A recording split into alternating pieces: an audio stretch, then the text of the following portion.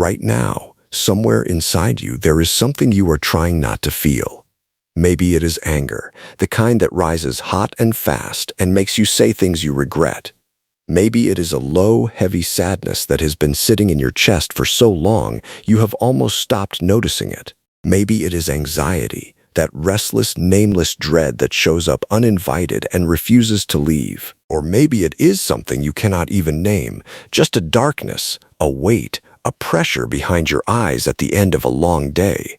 And if you are like most people, your first instinct when these feelings arrive is to fight them, to push them away, to tell yourself you should not feel this way, to distract yourself, numb yourself, shame yourself out of the feeling, to go to war with your own inner world. But what if that war, the war against your own emotions, is the very thing making you suffer the most? What if the enemy you have been fighting was never your enemy at all? And what if the path to peace is not victory, but something far more radical, far more gentle, and far more powerful? Thich Nhat Hanh spent more than 7 decades teaching people exactly this. And the teaching he returned to again and again, in books like Transformation and Healing, in Dharma talks at Plum Village, in conversations with students around the world, was this: do not make your inner life a battlefield, make it a home, and let mindfulness be the one who keeps the door open for everything, even the difficult guests, with the same unconditional love that a mother holds for a sick and crying child. There is a way most of us have been taught to relate to our emotions, and it is deeply, profoundly unhelpful. We have been taught to sort them. Good emotions go on one side, joy, gratitude, calm, love. Bad emotions go on the other, anger, fear, jealousy, despair. And once we have sorted them, the job is to cultivate the good ones and eliminate the bad ones. It sounds reasonable. It even sounds spiritual, and it is the source of enormous suffering. Because here is what actually happens when you try to eliminate an emotion. You do not eliminate it, you drive it underground. You push it into the body where it tightens in your shoulders, constricts in your chest, hardens in your jaw. You push it into your behavior where it leaks out sideways as irritability, as withdrawal, as the sharp word you did not mean to say. You push it into your dreams where it finds you anyway, at 3 a.m. when you have no defenses left. Thich Nhat Hanh described this with extraordinary clarity. He said our negative emotions are like a house that is on fire, and most of us, when the house is on fire, run outside and stand in the garden, trying to pretend there is no fire. We distract ourselves with our phones, with food, with work, with anything that keeps us outside the burning house. But the fire does not go out simply because we are not looking at it. It keeps burning. And the longer we stay outside, the more of the house is destroyed. Mindfulness, he said, is the courage to walk back into the house, not to be consumed by the fire, but to tend to it, to understand it, to be present with it in a way that, and this is the miracle, actually transforms it. Here is the image that Thich Nhat Hanh offered that changed the way many people understand this practice. He said, imagine a mother whose baby is sick and crying in the night. The mother does not stand at the door of the nursery and shout at the baby to stop crying. She does not tell the baby there is no reason to be upset. She does not scroll through her phone until the crying stops. She gets up, she walks across the room, she lifts the baby into her arms, she holds the baby close to her chest, and she says, without words, with the warmth of her entire body, I am here, I have you, you are not alone. That mother is mindfulness. That crying baby is your anger, your fear, your grief, your despair. And the holding, that gentle, unconditional, non-judgmental holding, is the practice. Not analyzing the emotion, not fixing the emotion, not deciding whether the emotion is justified, just holding it, just being present with it, just saying with your full attention, I see you, I know you are there, I am not going to abandon you. This is not weakness, this is not passivity. This is one of the most courageous and difficult things a human being can learn to do, because every instinct we have says run, fight, suppress, or explode. The practice says stay, breathe, hold. But how? This is always the question. The teaching is beautiful in theory, But when the anger rises, when your heart is pounding and your mind is spinning and every cell in your body wants to react, how do you actually do this? Thich Nhat Hanh's answer was always the same. You come back to the breath, not because the breath is magic, but because the breath is always here, right now, in this moment. The breath does not live in the past, where the wound happened. It does not live in the future, where your fear is projecting catastrophe. It lives only here, in this body, in this second, moving in and out with quiet, faithful regularity. When you bring your attention to your breath, really bring it.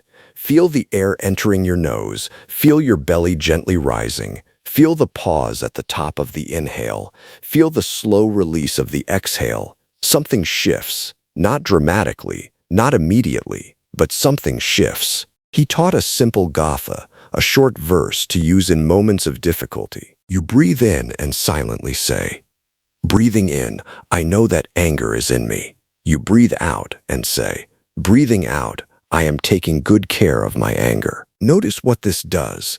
It does not say, I am angry. It says, anger is in me.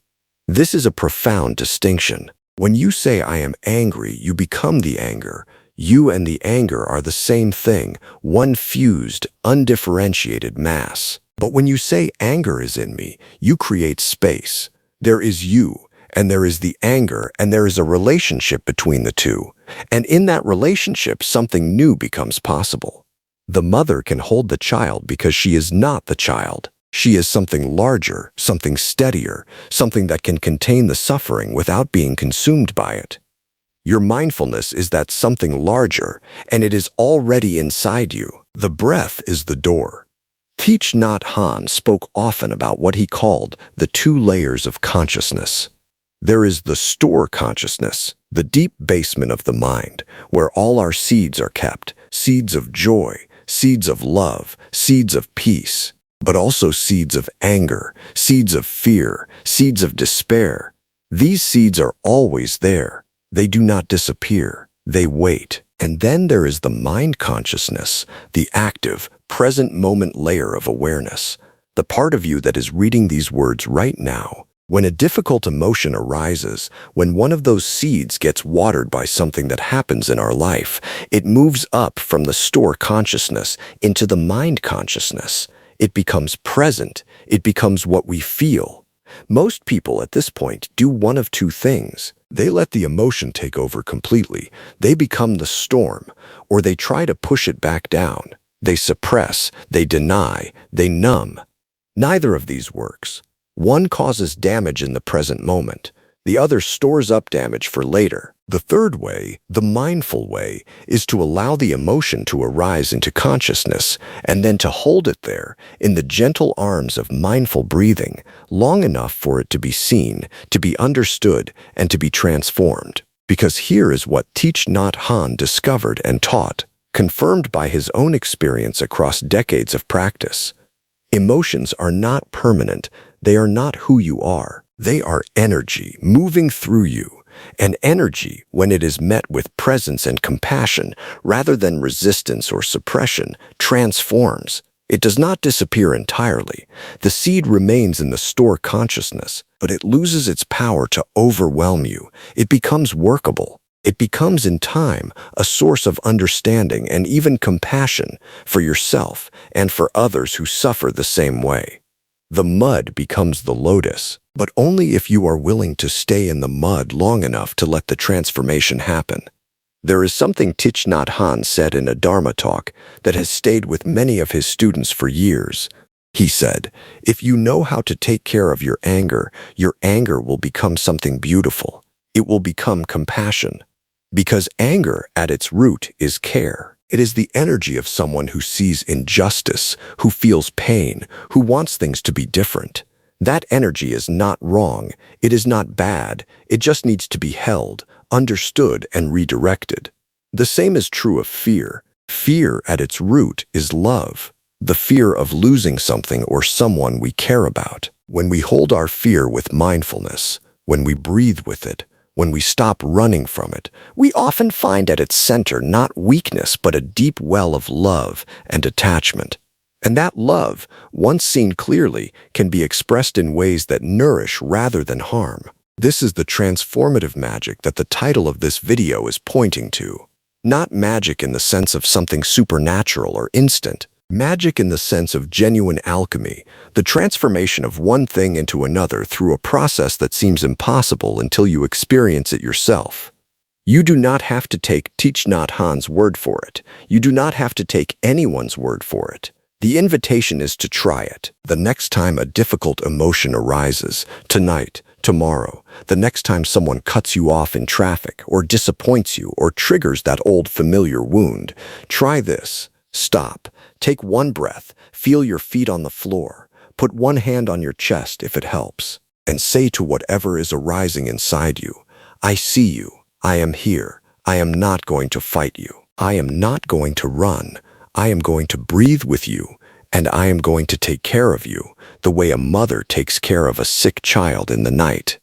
You may feel silly. Do it anyway. You may feel like it is not working. Stay anyway.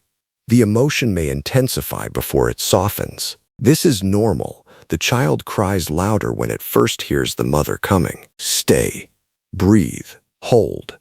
This is the practice that Thich Nhat Hanh called the most important of all, not because it is the most dramatic or the most sophisticated, but because it is the most needed. Because most of the suffering in human life, the wars between people, the cruelty, the addiction, the depression, the violence, begins inside, in the unattended, unfelt, unmothered places of the human heart. When you learn to be a loving mother to yourself, when you learn to hold your own darkness with the same tenderness you would offer a child, something changes, not just inside you, though it changes there too. It changes the way you are with other people. It changes the quality of your presence. It changes the kind of energy you bring into a room, into a conversation, into a relationship, because the peace you make with your own anger is the beginning of peace with the anger of the world. The compassion you extend to your own fear is the beginning of compassion for the fear in every human heart. This is what Thich Nhat Hanh meant when he said interbeing. We are not separate. What we do inside reverberates outside. When you sit with your breath and hold your pain with gentleness, you are not just healing yourself. You are, in the most literal sense, contributing to the healing of the world. So tonight, before you sleep, try this. Sit quietly for just 5 minutes. Close your eyes. Feel your breath moving in and out, and ask yourself gently, what is present right now? What emotion is here, in this body, in this moment? Whatever it is, let it be there. Do not push it away. Do not chase it. Just breathe and hold it, the way a mother holds a child who is sick and frightened in the night. With your full warmth, with your full presence, with the quiet, revolutionary certainty that everything that arises in you deserves to be met with love. That is the practice. That is the magic, and it is available to you. Right now, in this breath, and in every breath that follows.